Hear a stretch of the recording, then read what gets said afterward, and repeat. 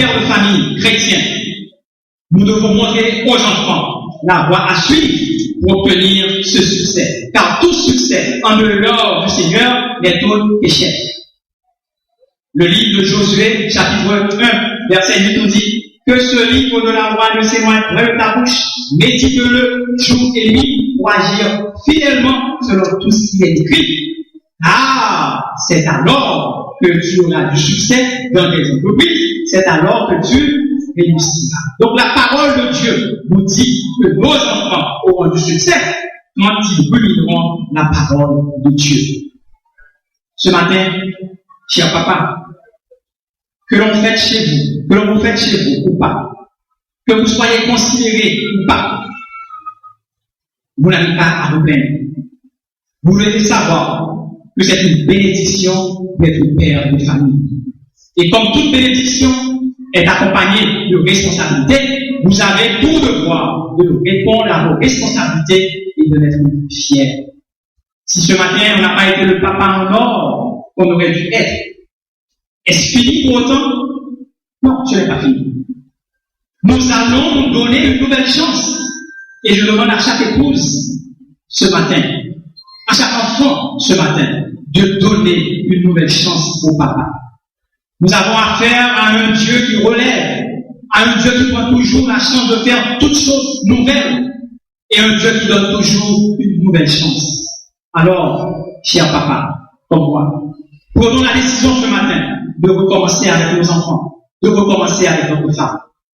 Et vous enfants qui m'écoutez, sachez que votre père est votre père. Vous lui devez respect, obéissance, amour, soumission jusqu'à votre mort.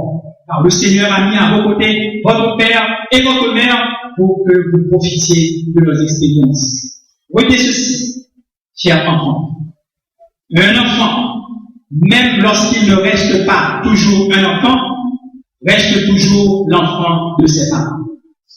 À l'occasion de cette période de fête des pères, à l'occasion de notre journée de famille, je veux une nouvelle fois demander à chaque papa de reconsidérer leur façon de se comporter dans la maison.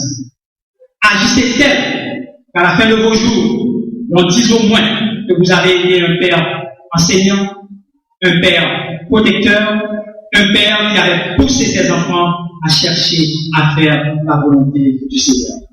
Mais pour chaque papa ce matin, c'est que vous soyez les pères dont vos enfants sont fiers et dont votre épouse heureuse. Puisse le Seigneur dans ses compassions nous aider, nous papas, à accomplir dignement et chrétiennement notre rôle, nous aider à devenir ces pères et pourquoi pas ces mères dans l'église, dans le foyer, dans notre société ont tant besoin. Il en soit ainsi pour chacun de nous.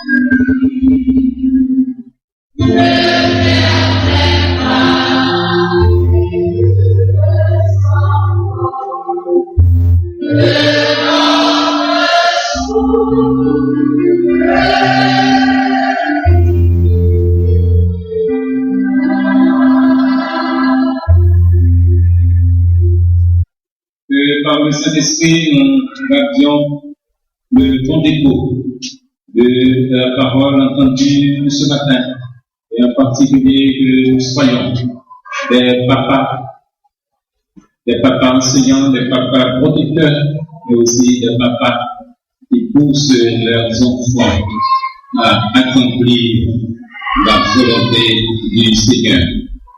Nous allons, mes frères et mes sœurs de Christ, avancer vers la fin de ce culte tout en ayant en tête la prédication du jour. Nous chantons aimer au Sauveur charitable, c'est de mon cœur la grande désir. Seigneur, ta grâce est redoutable, qui ne veut pas la saisir. Ô Seigneur, en ce jour suprême, ton enfant saisira ta main. Car toi seul est toujours le même, qui est hier, aujourd'hui, demain. Alors que les membres de Sarah Hippolyte s'avancent pour recueillir cette deuxième offrande qui nous donnera les moyens nécessaires pour le transport collectif de l'Église. N'oubliez pas l'opération de Yadoken et on est de tout genre et s'il vous plaît, vos pièces de 20 centimes d'une goutte.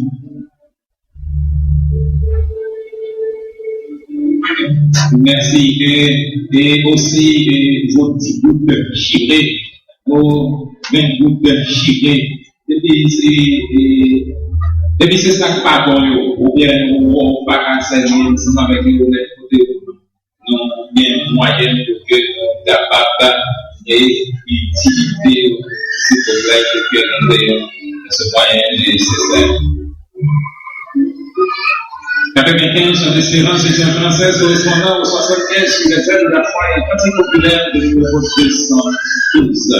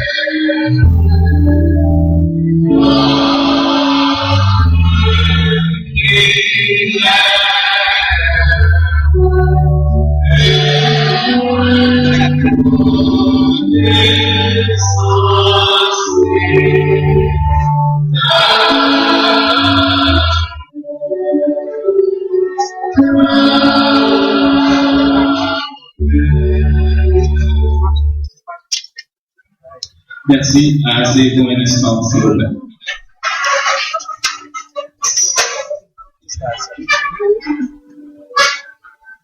Vous pouvez faire un demi-cercle ici. Ok, ça va.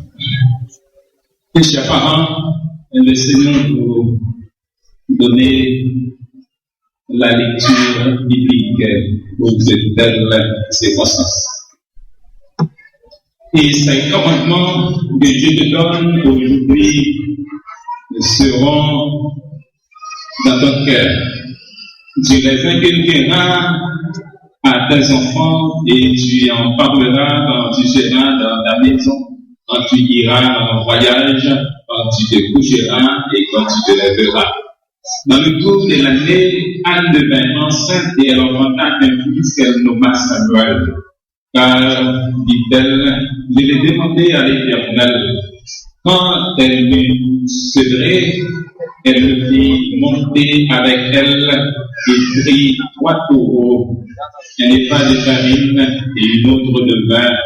Elle le mena dans la maison de l'Éternel à Shiloh. L'enfant était encore tout jeune. Ils dégorgèrent les taureaux et ils conduisirent l'enfant à Élie. Anne dit, mon Seigneur, pardon, aussi vrai que ton avis, mon Seigneur, je suis cette femme qui me tenait ici près de toi pour prier l'Éternel. C'était pour cet enfant que je priais. Et l'Éternel a exaucé la prière que je lui adressais. Aussi, je veux le prêter à l'Éternel. Il sera toute sa vie prêté à l'Éternel. Et ils se présentèrent là, prosternèrent là devant l'Éternel. Et le jeune Samuel continuait à grandir. Il était agréable à l'Éternel que aux hommes. Instruit l'enfant selon la voie qu'il doit suivre. Et quand il sera vieux, il ne s'en détournera pas. Le 8e jour, auquel l'enfant devait être circoncis étant arrivé, on lui donna le nom de Jésus, nom qu'avait indiqué l'ange avant qu'il fût conçu dans le sein de sa mère.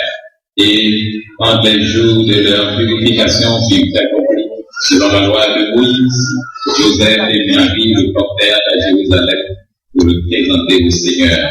Et voici, il y avait à Jérusalem un homme appelé Siméon. Cet homme était juste et pieux et attendait la consolation d'Israël. Et l'Esprit Saint était sur lui. Il le reçut dans ses bras, bénit Dieu et dit, maintenant, Seigneur, tu laisses ton serviteur s'en aller en paix, selon ta parole, car mes yeux ont vu ton salut. Son père et sa mère étaient dans l'admiration des choses qu'on disait de lui,